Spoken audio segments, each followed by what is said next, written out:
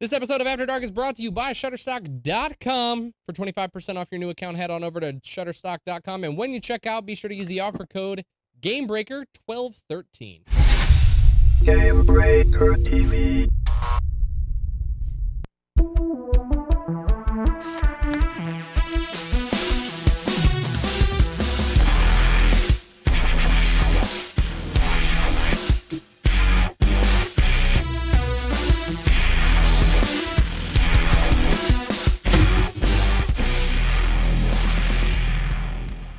What's up, everybody, and welcome to After Dark, the live call-in show where just things happen behind the scenes, and I don't even know what's going on. However, we don't have live callers tonight, so answering your Twitter questions, Mr. Shredder himself, Mr. Mike Byrne. Oh, wait, hang on. I got to get the music going again. Hang on. Wait for it. Wait, there you go. That is... I bet you guys didn't know Mike Byrne is secretly behind the scenes playing the theme song every single time. On his... Have since before I was even with Gamebreaker. Wow. Yep. Impressive. And I don't care what Kiggle says. My band and I have a gig this week. I gotta practice. Do you like my plastic surgery? Do you like plastic... Duckface? Oh, What?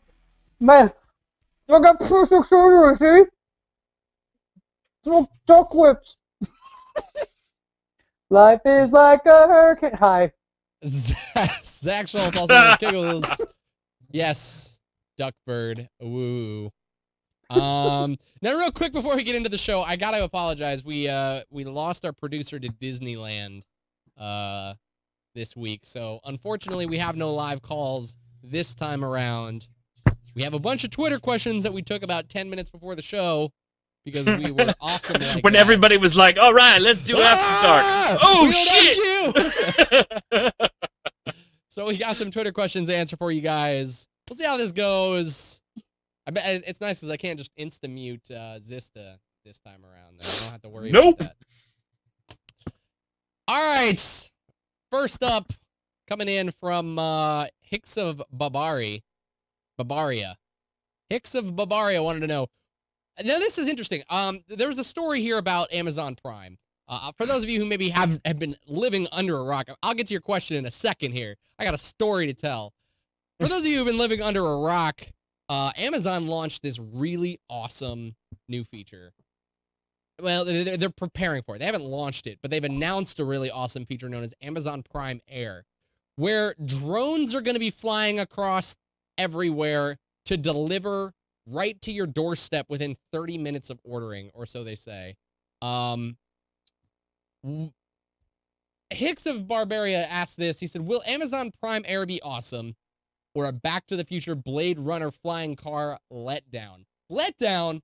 First off, letdown. I've been waiting for flying cars for forever, so...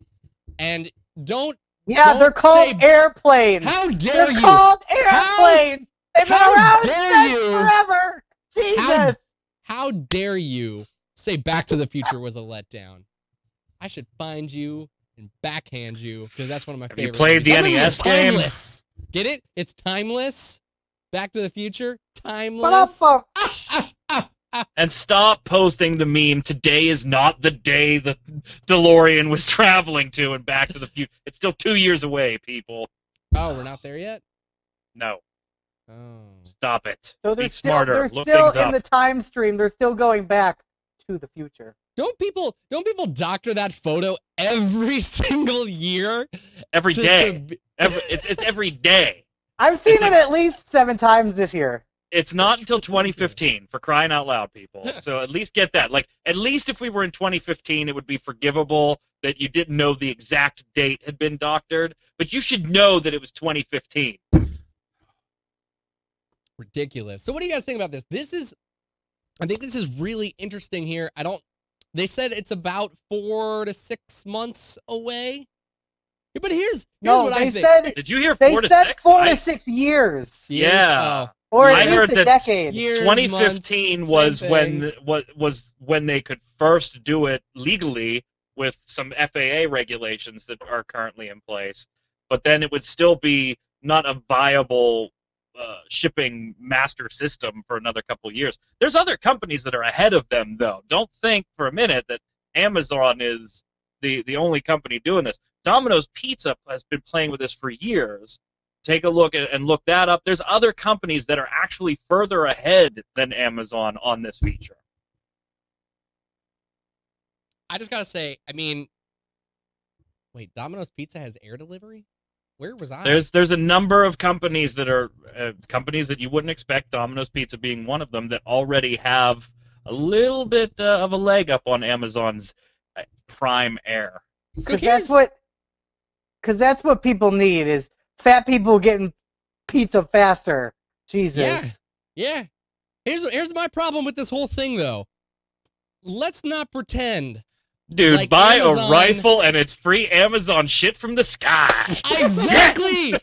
Not even that. Like, they're not the only ones with quadcopters. If they think that they're the only ones with quadcopters, they are just absolutely wrong. No, they are Excuse me, they are octocopters. There are 8 propellers, okay? Sorry. They look like flying grills. They look like flying grills, for God's sakes. What I'm getting at here, oh, look, my hamburger's flying to me, thank God. What I'm getting at here, though, is, to me, people are going to be hijacking the ever-living F out of these flying Amazon. Like, do you know how many drones you'd probably see flying around on PlayStation 4 release day? And how many of those probably would have never made their delivery on time? The best picture comment I saw this seems like a really great idea until you actually see this in practice. And it was a picture of just locusts swarming against the sky. I thought that was pretty creative. Well, I mean, guys, I don't hold a lot of hope for this. I think it's kind of neat. Of course, it's gadgety, it's cool. But the drone technology, at least is, outside governments, isn't quite there yet. I mean, we're talking about small delivery radii where this would be available 10 to 25 minutes from the actual distribution center, which is still pretty cool, don't get me wrong, but battery life and durability, weather, there's a lot of stuff that sets this back a lot. And to be honest, an acting friend of mine is married to a VP of a large, I'm not going to say their name because they don't pay us for it, but a very large shipping company. So I have to say, I hope this does not do well. I really don't want drones flying around my house. The NSA likes to bug things already. Oh, could you imagine how much worse that would get when they start mandating? Right? I feel weird. Like, I don't know if it exists outside of some major cities, but I know a constant free GPS app that gets used here in LA is Waze. And I've thought about this. Like, I sat there and I look on the thing. It tracks how fast I'm going, and I'm like, oh, this is cool because it's tracking, how fast traffic is flowing, the best routes to take, and what's actually congested and what's not. But I'm like, what's to stop them from selling this to cops? Like, they could see that I'm driving 90, 100 miles an hour and just be like, hey, you might want to be on this highway in about 2 minutes, and you're gonna get an awesome ticket from this guy. Like. And chat brings up a great point we're not even talking about, which is if the GPS is unreliable, which somebody in chat says it too, but my house is the same way. Any GPS or online device or website, if you put in my address to get to, will bring you to a house on the opposite side of the street about 2 blocks up. Don't know why, but it's wrong. So all my Amazon shit's going to my neighbors. Uh-oh. Watch out. Can I move in there? Yeah, can I move in next door? There you go. Just hey Byrne, you see that PlayStation 4? This is a win-win-win for America, right? We can buy another rifle, we can shoot at something that isn't a biological entity, and it's a crapshoot pinata prize.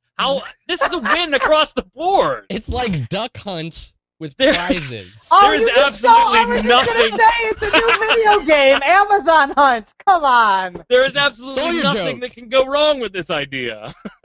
This is real life loot pinatas. Did WoW create this? Is this a WoW game now? It's a loot pinata. Or as Gary would say, it's the Amazon feel-good slot machine. Yeah. All right, let's move on, get to another Twitter question, and take this one from a good friend, Eduardo from Mexico. He asks us this. Eduardo, why do you guys post all of the @Gamebreaker TV content on YouTube now? I believe you're using Blip before. Is it better, convenient? First rule, you post videos where the community is, and love it, like it, or hate it, YouTube is the largest video service on the internet.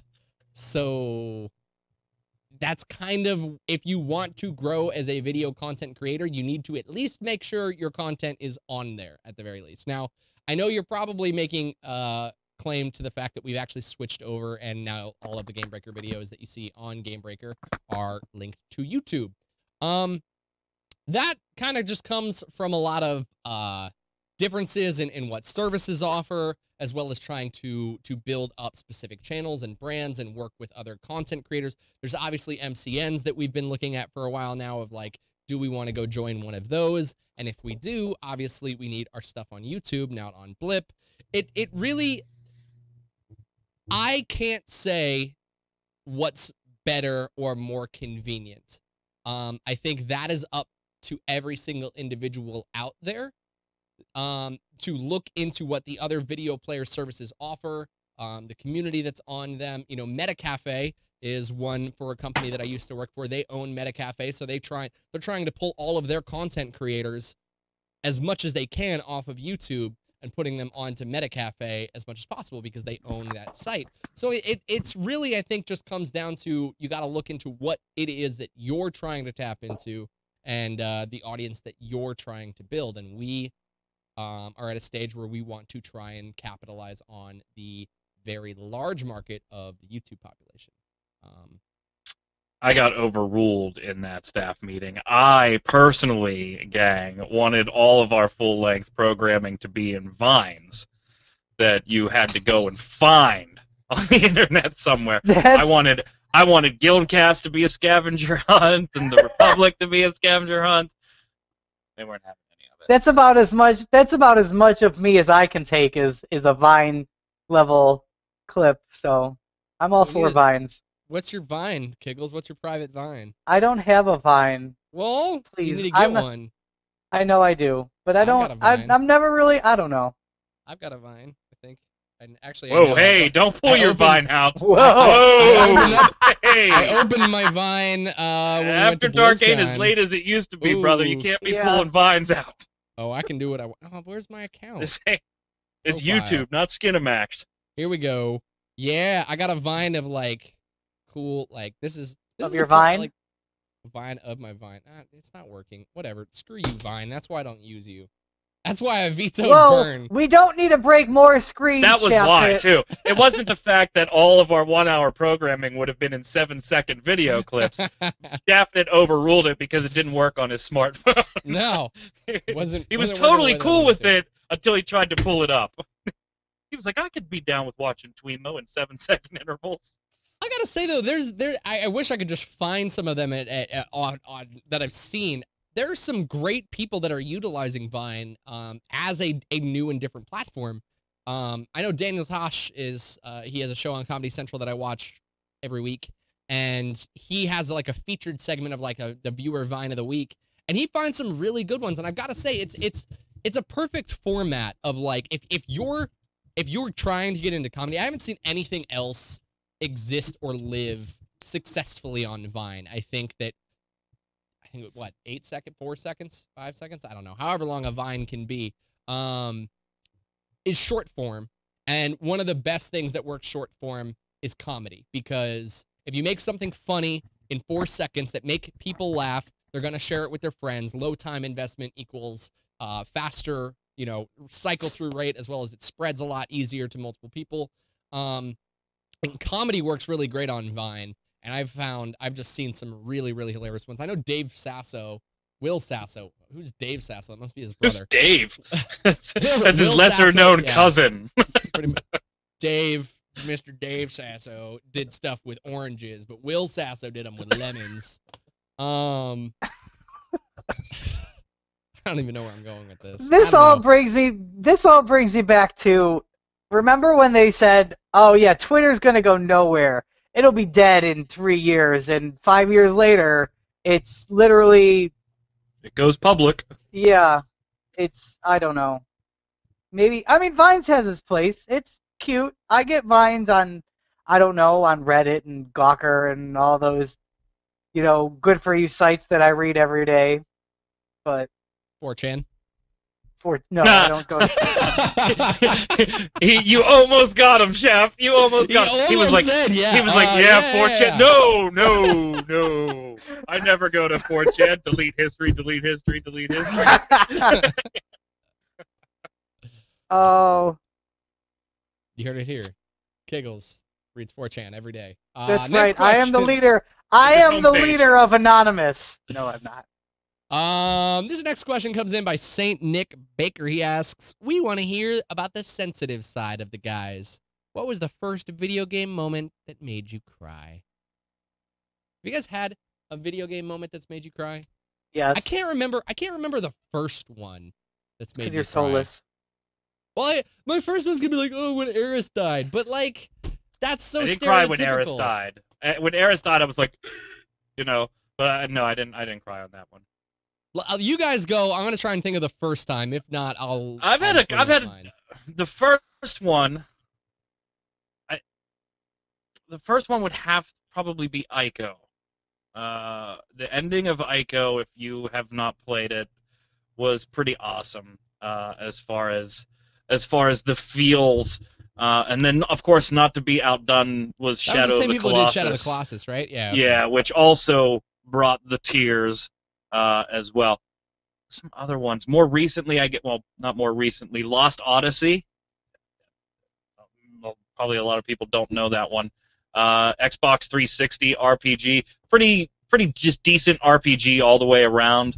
But there's little vignette videos that aren't really videos even. It's just like soft music, some moving background, and it's just very sonnet type text, but damn, the feels in some of those where it's telling backstory in very small, bite-sized pieces.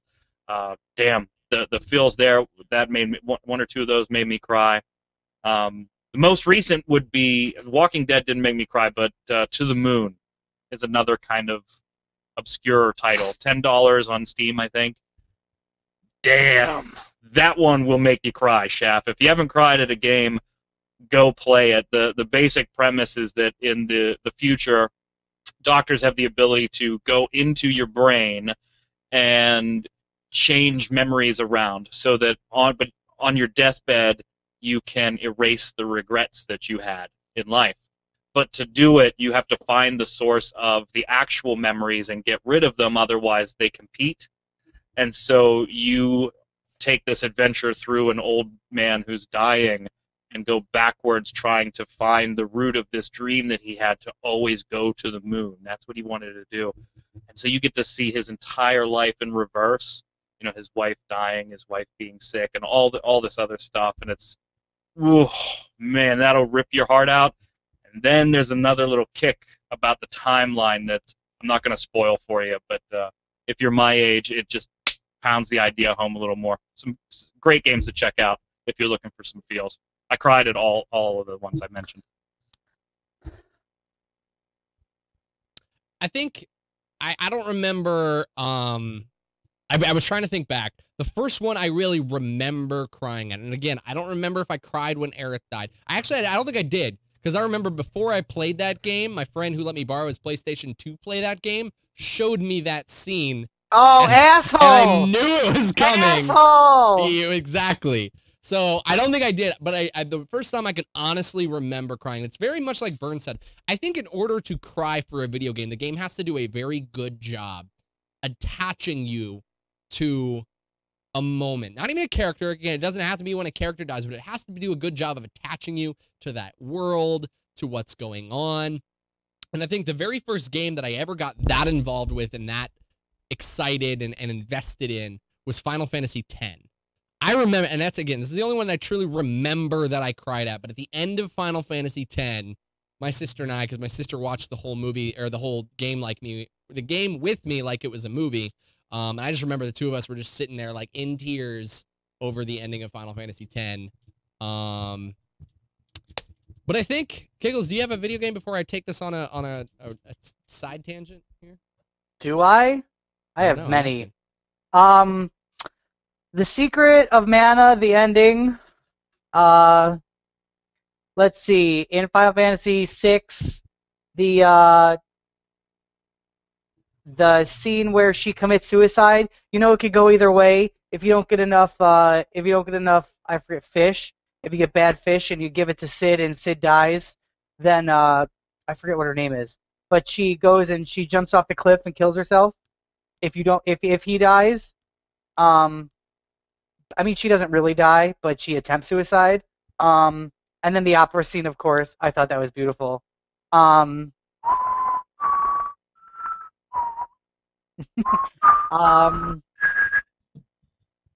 Tella dies in Final Fantasy IV, I cried in Final Fantasy X. I'm hearing Final Fantasy like across the board set the standard for the feels. Kiggles is a Final Fantasy crybaby, man. He's like, there's a new Final Fantasy. Except for 13. 13, I picked it up, got through the end. I was like, screw this corridor bullshit. I said, thank God it's over. I don't know. That's okay. All right. Bringing this to Final Fantasy 13, that's interesting. Okay, so I said that. Again, even Final Fantasy being the one that would at least one of us was at least one of the moments for all of us.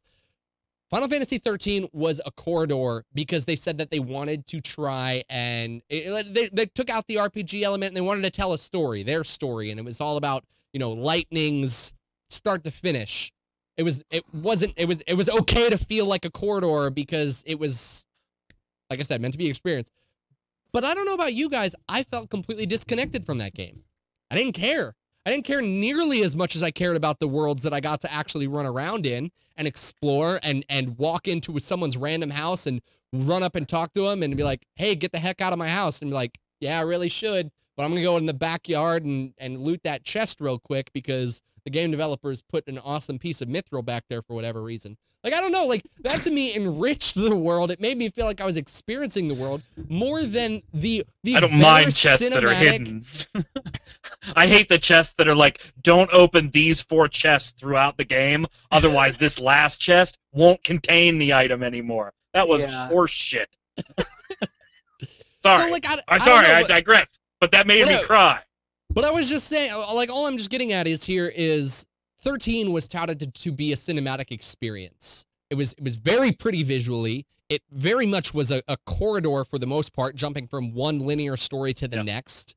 But I didn't feel attached to that nearly as much as I did with the more open-ended games. So where does that lie? Is Square going about it wrong? Is what makes a game so attaching is, oh my gosh, Kingdom Hearts. I cried during Kingdom Hearts too. Is what makes a game so, like, do you attach to I think all three of us just agree that Squeenix is the feels, man. The feels. Well, it's Squeenix. It made me feel like I was playing a Squeenix game. They've been failing lately, and I don't want to play the card of, like, are you kidding? I cry every time I queue up with some of my friends in Final Fantasy XIV. But that's because you're bad. Some of them are in chat. I'm not bad. I'm feels, not bad. The feels I'm not bad. Titan is Fight, not the same Titan Fight, as the rage. I tweeted this yesterday. Titan Fight does 2 things. There's only 2 reactions that you have to Titan Fight. Either, man, everybody when they get knocked off is a bunch of baddies. But when you get knocked off, it's always because your internet's lagging today. That's the answer to every Titan Fight. I cry every night. Just a little bit. Yeah, some of you in chat. You know who you are. You make me tear up. So then, can we talk? Can I just bring this all full circle and can we talk about Final Fantasy 15? That game better be a mature version of Kingdom Hearts, open world. And for the love of God, if they don't have a flyable version of an airship, I'm not playing that game. And that's a lie. I will play that game. But please bring back airships. They made the world feel so real. No. But the thing is they made it too linear. And it was basically a movie that you had fights in, and that's all it was. I mean, It got more open-ended at the end, but it just, at that point, I just didn't care anymore. I just wanted to beat it and be done with it.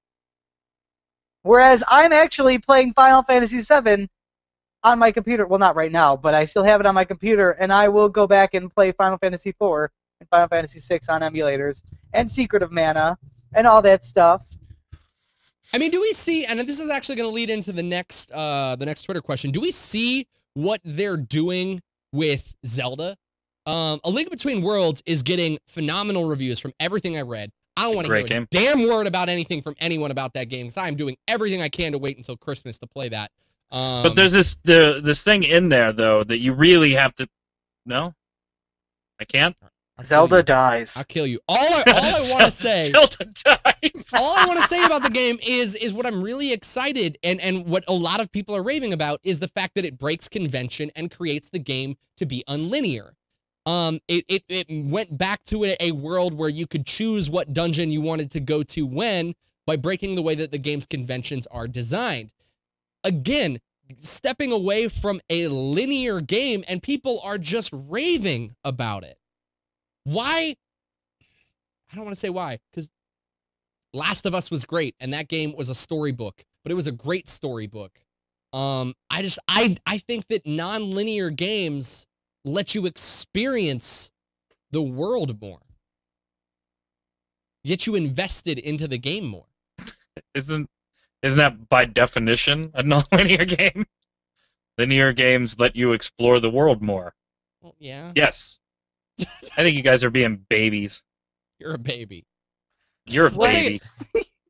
Let's take this over to the next question here, asked by Syringe. She wanted to know, and this is kind of like I said, this is going to get into Zelda for me. Reggie said that he will be at the Video Game Expo this year. Predictions, what the big news will be. What do you want it to be?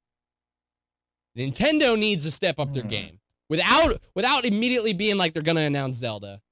Nintendo needs to step up their game. They're in trouble. Mario's not pulling it in. That's a title that they have announced. There's been 2 or 3 Marios that have come out since the Wii is launched, and the Wii is still struggling. So Mario's clearly not pulling the party in. What do you guys think? What is Nintendo? Mario pulling the party? Mario party? No. What does Nintendo need to do here? I'm obviously my goal. I'm waiting to buy a Wii U until Zelda comes out, and I will buy a Wii U when Zelda comes out because I'm that big of a. You bought a Wii twice when Zelda came out. Exactly. That's how excited and you I'm were. about to buy you were a like, 3DS. this game is so amazing. I better buy 2 Wiis just in case I break one. I'm gonna play 2, 1 in each hand. I'm like this close. I am this close to going and buying a 3DS right now. It's taking everything in me to try and wait until Christmas because I dropped a lot of hints. I dropped the bundle one. But the thing is I dropped a lot of hints for my family to get it for me, and I'm just hoping. He dropped that a lot happens. of hints, like he left letters. He's just like dropped notes. Dear Mom, Santa, I want the Wii U bundle. Dear Uncle Henry, we haven't seen each other in 7 years, but if you find this note, I've been a good boy this year. So please no coal. Outside of me being a huge Zelda fanboy, what is it gonna take to get the Wii U back on track? I don't want to count Nintendo out. I don't think Nintendo can be counted out. No, you can never count Nintendo out, but I think at this point you can count the Wii U out, and I think Nintendo, to a certain extent, has. I mean, they've been very public in statements about, you know what, the system's just not doing what we thought it would do. We made mistakes as far as the way we marketed this, the way we created it, the way we thought. The huge mistake was right out of the gate at E3 when the damn thing was announced, right? When E3 ended, nobody knew that this was a new system. Nobody knew, right? Yeah. Everybody was like, well, is this a controller with a screen for my Wii? Is this an add-on? What is this thing? And it was only through the weeks that we were like, it's like there's a new system too that goes with. Okay, well, tell me about the new system and the specs for that thing, because all they focused on in the E3 stuff. So they've made mistakes with this thing, and they've admitted that. I think it's time to count the Wii U out. It's been long enough. But I wouldn't count Nintendo out. How do they and count? I would say, go ahead. How do you count a system that's only 2 years old out? They have a lot of ground to make up to make the money back for that system. I don't see that system going anywhere anytime soon. Yeah, but they have the ownership on the portable systems. It's all Nintendo. That's basically what they are at this point. I mean, yes, you probably make some money, but not as much money as... I mean, how many people fucking bought shit because of Pokemon? I know at least 3 people that bought systems just to play the Pokemon game. Chat says calling it the Wii U was the first mistake. Wii Wii U, chosen one! So okay. Predictions next year, Video Game Expo, E3. What will we hear? I'm going to say they need to come out with some of their staple games outside of Mario. Maybe a Metroid. Donkey Kong's been released. That hasn't gotten any traction. For the love of God, give us a Zelda. Like, it'll sell your console. It will. I'm telling you it will. Every person who's ever played Zelda and loved that game will buy the Wii U for it. I'm sorry. With as good as they made the 3DS version and as amazing of reviews that people are saying they hope this is a trend for what gets carried over, I don't think it won't save the Wii U in terms of where it's at in terms of the console wars, but it'll push some units. That's for damn sure. So wait, are you talking about at the Video Game Awards or at E3? Because the Video Game Awards are right around the corner.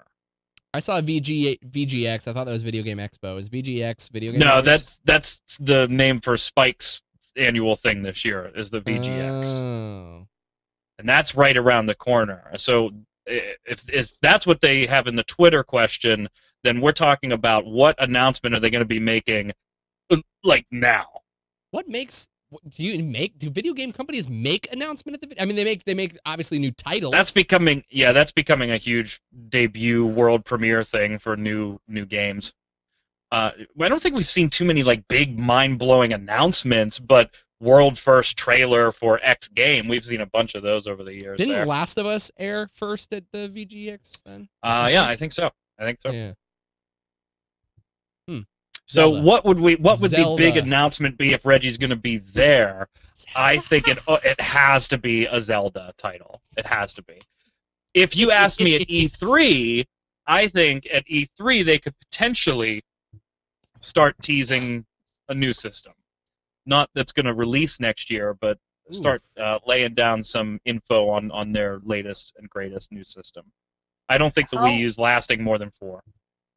How long are systems now? I mean, because PlayStation 2, they've lasted, and then Xbox 360, they lasted at least 5-6 years, didn't they?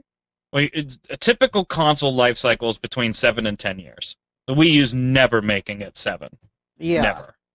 I think it's going to halt and stop around the 4-year mark, which would put them in a nice position this coming E3 to start talking about a new system that's potentially a year and a half away. Is this because of the tablet? Like, this isn't what gamers want? Like, the activeness to the Wii, the motion controls were fun, like, fad to do with your grandma at Christmas and then beat her in bowling and yell at her all over again. You but suck, like, Grandma! But, like... Old whore! I don't know. I got a chance to play with the Wii U when we were playing Mario. Wii U! I don't know. To me, the experience of playing on the tablet when playing Mario was the bitch chair. It's like, here, we're all going to play. You get the tablet and make blocks for us to jump on. That was the little sibling, right? Yeah, like, that was the bitch There was chair. you, your younger brother, and your even younger brother. That controller, that unplugged controller that you used to give your cousin and be like, and play yourself and be like, oh, you're doing really, really good. They just found a way to make it not so, like, stupid. I loved the thing someone was talking about how they played Aladdin back in SNES, and they gave him a controller, and they were like, all right, here, you're a poo. And no one controlled the poo. It just followed you, poo followed you around. To be fair here, Sonic did it right. Like, I feel like we're being really down on the Wii, and we are. But to be fair, the Wii U is a very, very cool system. And the people that have bought it are generally very happy with it. It just has a terrible adoption rate. And that's the problem. It's a great system. a little bit outdated, right? Because it just barely beat the specs for a PS3 and a 360 when it came out, and the PS3 and the 360 were a year and a half away from the end of their console life when the Wii U came out. So they could have done more with the hardware, and looking back, maybe they should have. That aside, it's a damn good system. There are some fun titles. I think we'll see a Zelda, and people will be happy. Will it save the system, though? No. I think the system has sunk too far, and will be replaced very shortly. I will say nothing in college beats drunk Mario Kart. Hell yeah. Oh, best ever. All right, real quick before we move on, I want to tell you guys about a sponsor that is helping make shows at Gamebreaker and this show After Dark possible. The wonderful, everybody in the creative industry should be using this tool, Shutterstock.com. Shutterstock is just a must-have tool if you work in the creative industry. They've got so many images that you should use. For us, it's perfect. You know, we are constantly putting up new news articles, and I just want to point this out to you guys real quick. Let's head on over to the Gamebreaker website, our wonderful, wonderful Gamebreaker.tv website. We scroll down here. We'll see a nice, outside of these sexual predators. What a fantastic headline to segue to, right? Gary was burning up a storm today with all the articles. But if we look here, right underneath our second story, another questionable study by Brad Bushman claims that violent video games are bad for children. And we got this wonderful kid just going at it with his console. Now, I don't know if you guys know this or not, but Gary and I, we don't have children. We don't have kids that we can just on tap go take pictures of. Here, take a picture with this console. Where we went to get this picture was actually... That's why they hired me. We went over to Shutterstock.com, and we found this picture that we are actually able to use because we are a subscriber over at Shutterstock, and we just used this image right for our headline and made it easy to use. I mean, it's just perfect for people out there who maybe have websites that they need to make assets for. And if I actually go over here to another one of our sites, Gamebreaker Nation, which you guys should go check out if you haven't, GameBreakerNation.com, and you can sign up for all of our amazing video game events. But over here at the top, we have, obviously, our Gamebreaker Nation logo with our little dragon icon. And where did we get this icon? Well, again, we didn't create it. We didn't have, anyone who had the artistic ability to kind of put something like that together. And especially when you need a lot of options, because what we did when we were originally creating Gamebreaker Nation is we wanted to give this out to the fans and see what they all wanted. We didn't want to make like 15 images from scratch. So what we did, we went on over, again, to Shutterstock.com, and we just had a bunch of different options for different icons that we kind of threw out to people to see which one they thought worked best. And this little Dragon 5-pack here ended up working perfectly. And just this square one, it just screams the Gamebreaker logo all over it. So obviously that's the one that we went with for the Gamebreaker Nation. And just a great service to use. Again, if you guys are in the creative industry, I cannot just tell you enough. Another example. I was actually, this weekend, I went to go watch the new Thor movie, The Dark World, and stayed till the end to see the awesome, if any of you guys go see Thor and you stay till the end to see the little snippets at the end, watch towards the end of those credits. I promise you, you will see Shutterstock at the end of the credits on Thor's movie. So even Thor, even the big A-list movies are using Shutterstock.com. And you guys should too. So head on over to Shutterstock.com. And when you guys are ready to check out, if you use the offer code Gamebreaker1213 at checkout, you'll get 25% off your new account. So head on over, Shutterstock.com, Gamebreaker1213. All right. Let's go ahead and get back here into some live questions. Not live. Well, kind of live. I don't know. Kegels, I got a question for you. Jaconator wants to know if Mike Schaffner got drunk enough, and the Zach Schultz too. Would you kiss me if you had the chance? Really? Is that a question? I saw that. I was going to answer that on Twitter. I'm not Jaconator. I was going to answer that on Twitter. I had my tweet all written out for it. Mike Schaffner does look like Joe Manganiello, so no, I wouldn't kiss him. Aww. Not even if you were drunk enough? I'm not. Listen, honey, I'm not shy. I should be okay like this, but honestly, I'm more just like, am I not attractive enough for you? You're fine, but man. Let's not get it twisted, honey. Okay, I am not Sky. I don't go after the straight boys. Thank you. It's a fruitless endeavor. All right. No, but there's a lot of nuts. Yeah! Ba-dum-bum. Let's start over to another question. Cameron asked this. He said, why are there so many fantasy MMOs and not many sci-fi ones? Neuromancer Online would be amazeballs. Byrne, you play a lot of MMOs. You obviously were a big part of free-to-play.tv.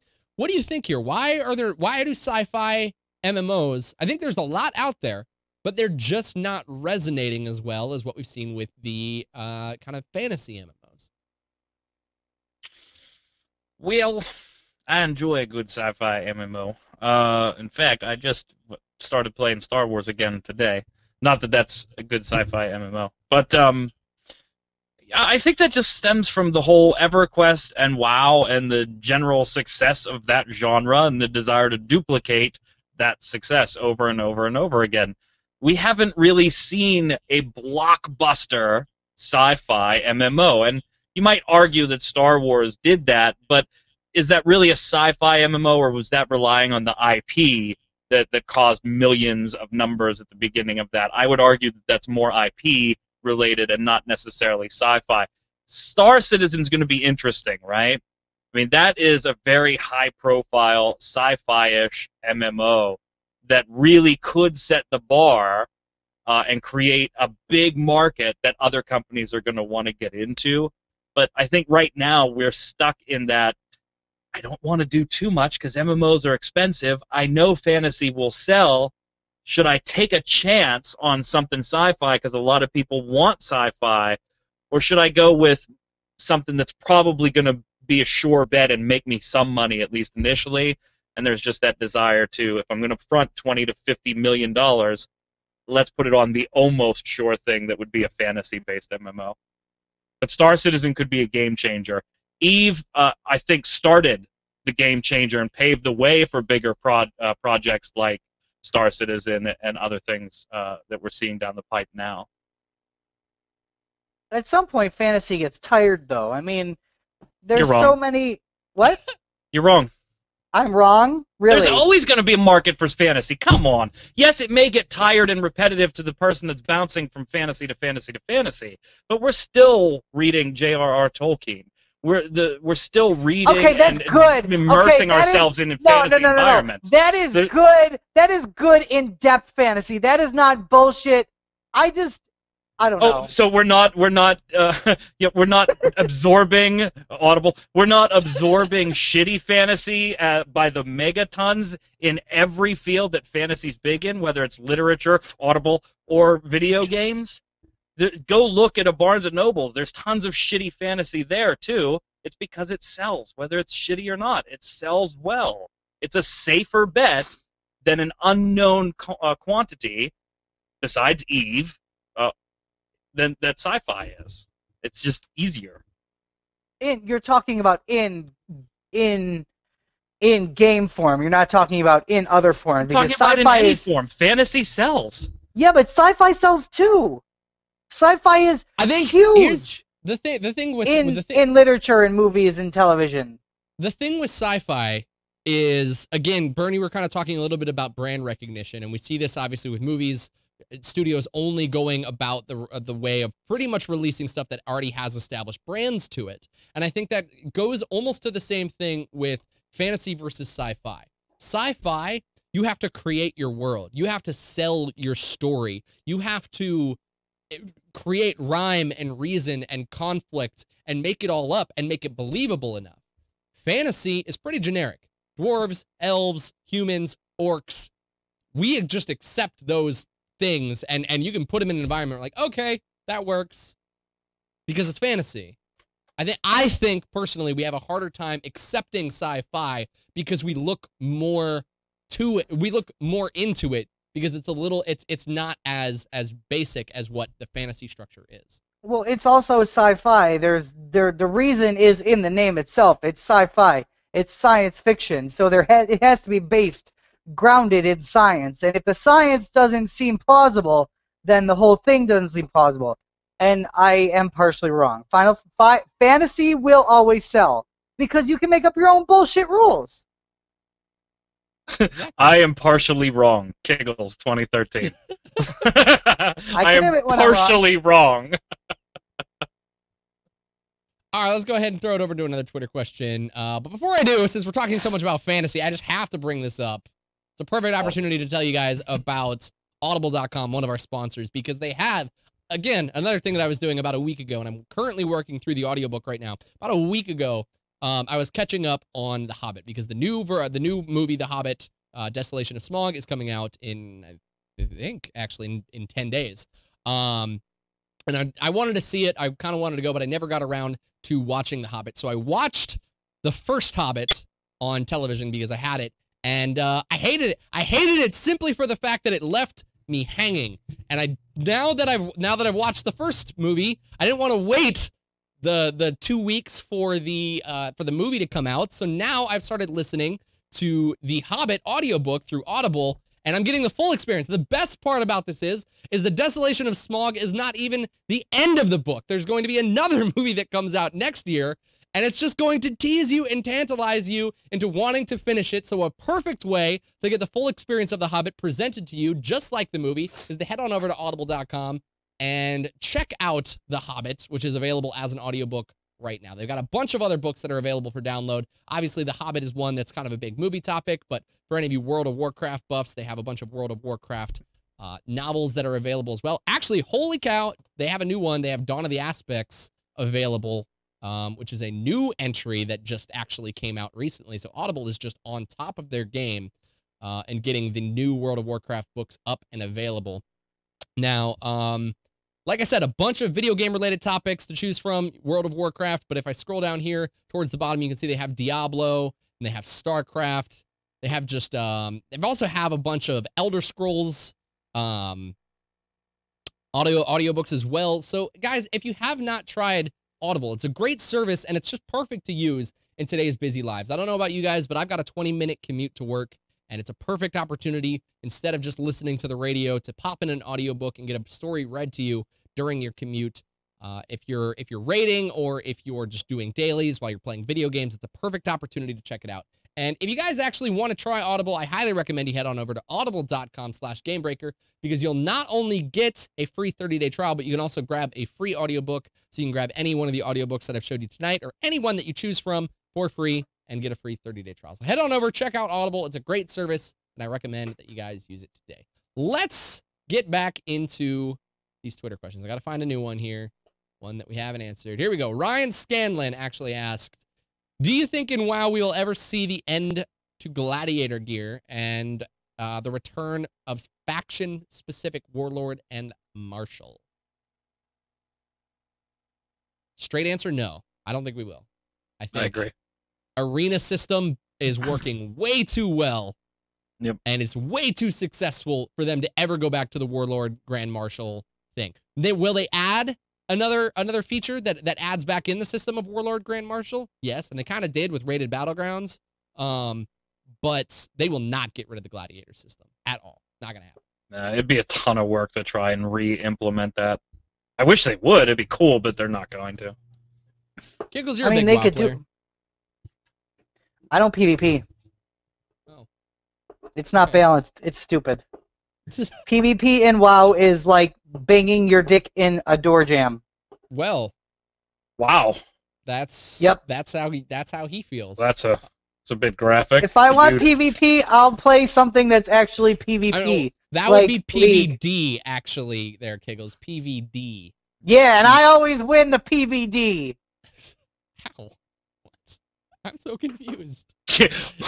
My dick beats the shit out of that door jam. Oh, yeah, I play on Mal'Ganis. It's not a PvP server. Do you know how many people are going to lose their shit when we actually have Horde running around when we get our connected servers? They'll be like, or Alliance, excuse me. They'll be like, oh my god, what's this? There's like more than one red bar on my screen? So it's not a PvP server.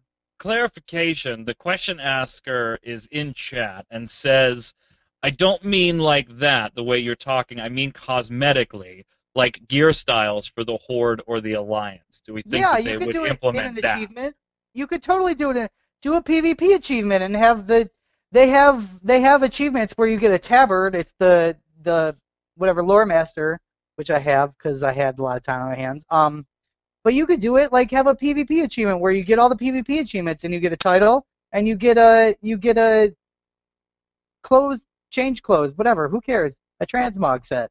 So I'm gonna bring this back to Legendary a couple while ago where we talked about the new island. I think that idea of that kind of cosmetic Horde Alliance themed gear could easily exist over on the New World PvP island.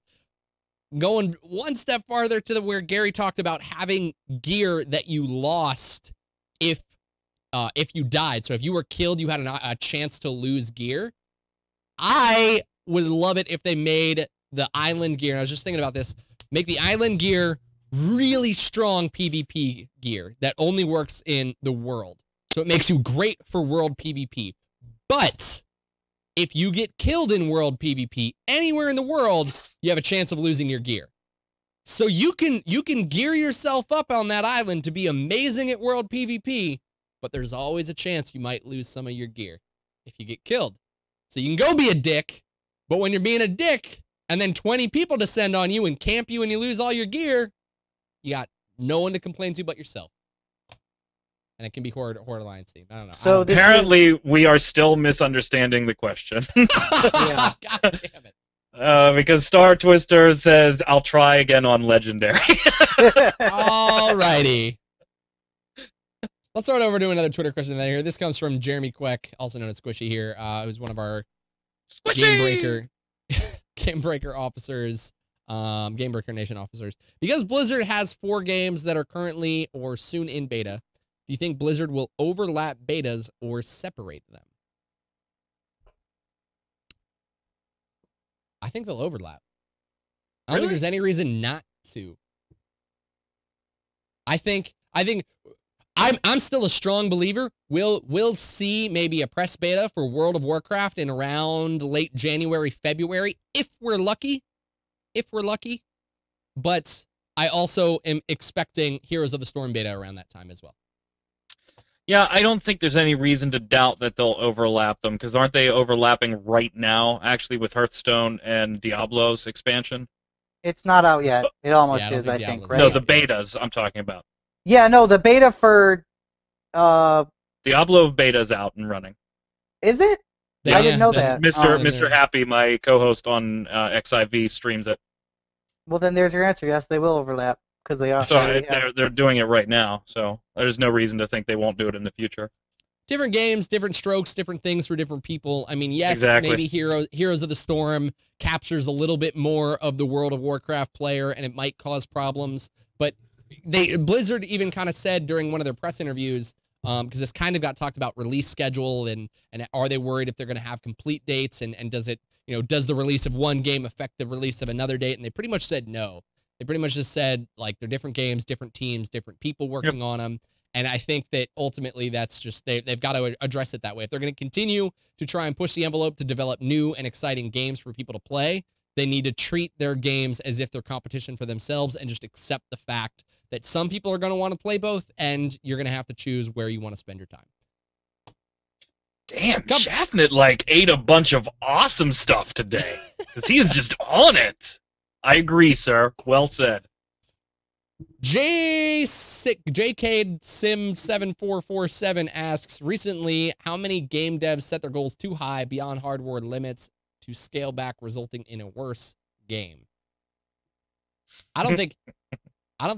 Well, some people are maybe releasing worse game. I want to say, well, actually, that's not Lara Croft. That's someone from Final Fantasy X. I just can't remember her name.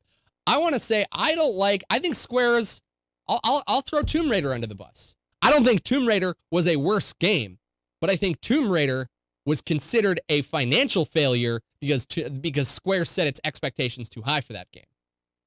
And that's what I have a problem with.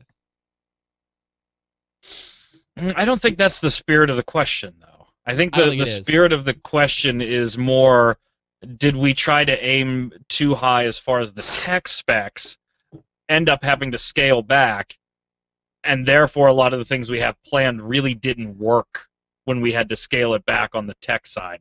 And I think that happens a lot more often than game devs want to admit. Obviously, there's the whole I think it's bad, you think it's great thing to take into consideration here, differing opinions. But I think that happens quite a bit, that you overshoot a little bit and have to scale back. That's why there is no such thing as a perfect game. I think it's just a degree of how bad did it get from where you were aiming and what you had to scale back to that defines whether the game is still good and playable. But I would say a large majority of devs probably do that and plan to have to do that. I mean, doesn't it? Did that make sense? Did that make Yeah. sense? Yeah. No, Yeah, it did. Because I mean, aren't you trying to make a game? When you make a game, it depends on what your audience is. If you're making a game that's going to be a casual, not a casual game, but more towards the median. So you have to understand what your median computer is at this point in time. And I mean, I forget which game, but I think if you ever start development, and I'm not a game developer, but I am a software developer, so I don't have to take specs of systems and potential future specs into account as much as a video game developer does. So don't put me in that boat. But if you're ever developing for what's currently on the market, you're done. You did it wrong. You're out. You need to be developing for what you anticipate or what you know to be coming over the next X number of years, where you see your project timeline going. And that's what can cause the confusion, if particularly in PC gaming. Not that big a deal in console gaming, right? You already have a dev kit to work with. You know the specs, and they're hardbound. But the PC is a lot harder to do that with. You can forecast out, and if you get a terrible forecast on what's going to be available, your software can run into real problems. But if you're developing for the now, you're screwed. You're done. Whatever. PC Master Race. Question coming in from Jones Vulture Nelson. He asks, given the limited time span on games, will esports ever be something that athletes can sustain for a long period of their lives? We're seeing a huge boom in esports. You think yes? Yes. Why? Yes. If they're monetarily, the whole thing is, if they're monetarily able, okay, there's two components to this question. If they're monetarily able to do it like regular athletes or like physical sport athletes, and they can make money off of it, and they can make a living off of it, then yes, they can do it. And the other thing is, can they have the reaction time? Will they be at their highest? Will they be at their peak playing age? Because I heard somewhere that peak playing age is like 16 to 25, and then your reflexes start going, and all that shit goes down the drain. Yeah, right. We're already later. Deuces. But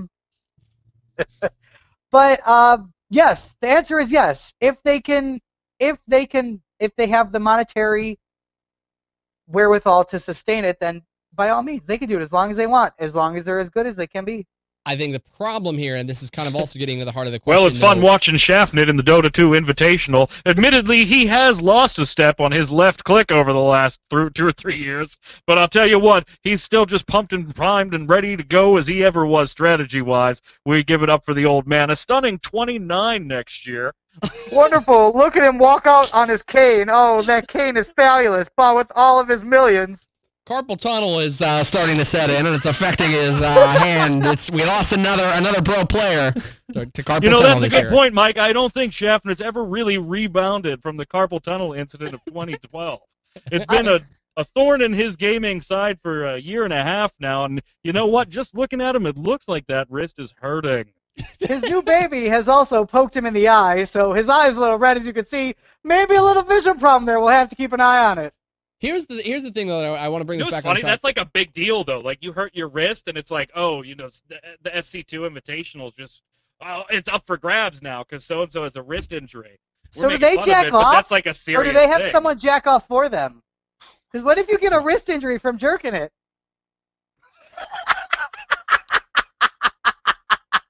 So real quick, before we go to our last question, or you play for the evening, PvD and get that shit caught in the door.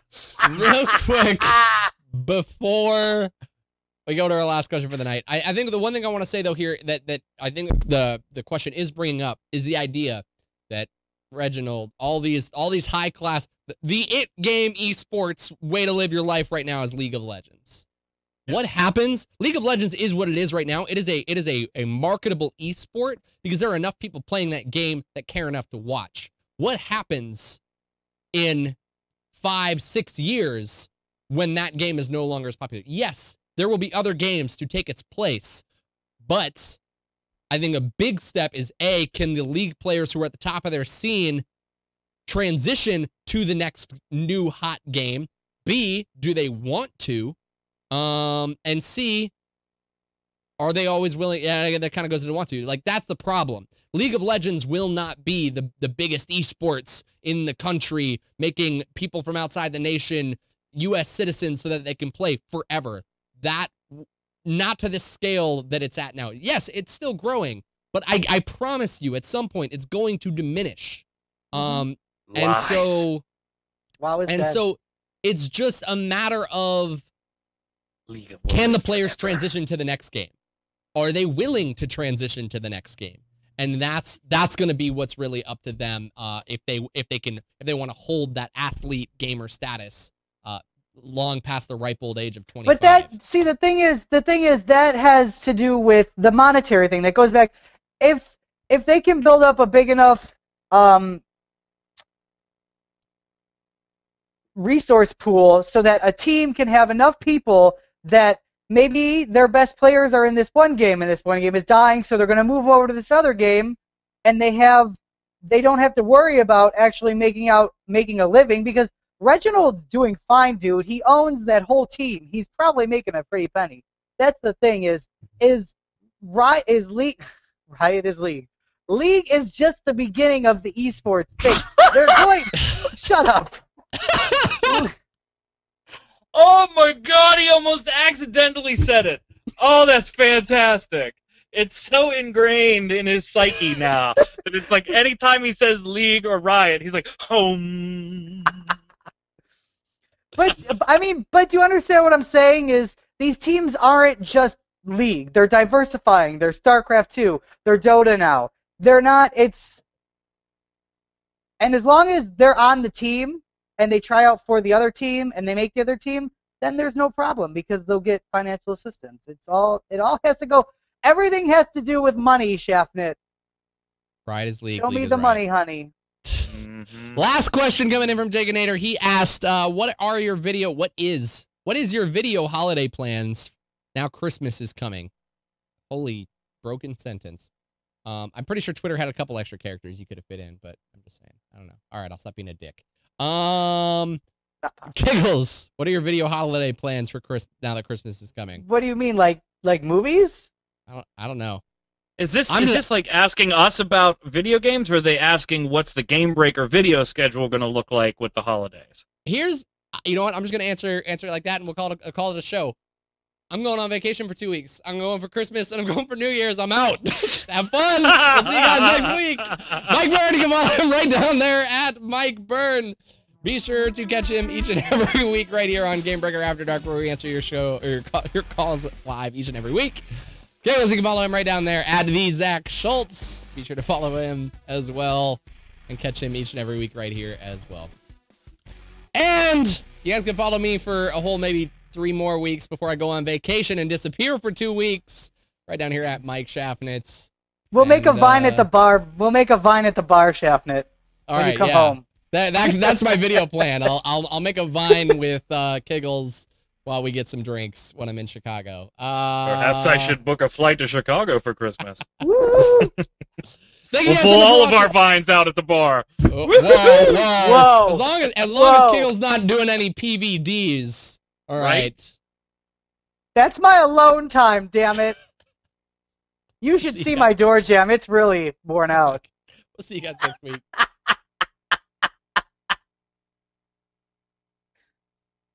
Oh.